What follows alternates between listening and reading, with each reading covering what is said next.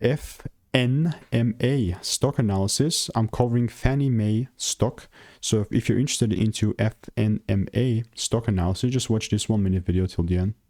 Let's go. First of all, like, this is melting, like it's going up, and I love it. Generally speaking, like if you ask me like what's my bias on this on the over-the-counter market, I'll just definitely have to say that I'm not even going to trade it. Well, my previous biases would all been bullish, and it since then it's been delivering. And even here, you know, my most recent one, it retraced, came quite exactly what I wanted it to come, and since then it's kind of moving up, although we must break these highs.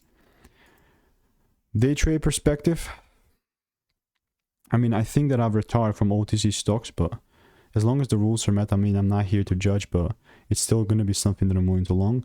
Only if the rules are met, though, you know, unless the rules are met, then I have no business touching this. So I must see like a little retracement, and actually quite of a deep one, before I start to take things up. So waiting. If you want to make more money trading in a simple only way, click the first link in the description. It's a free newsletter, and I'm sending an email tomorrow, so you might as well be inside to not miss it.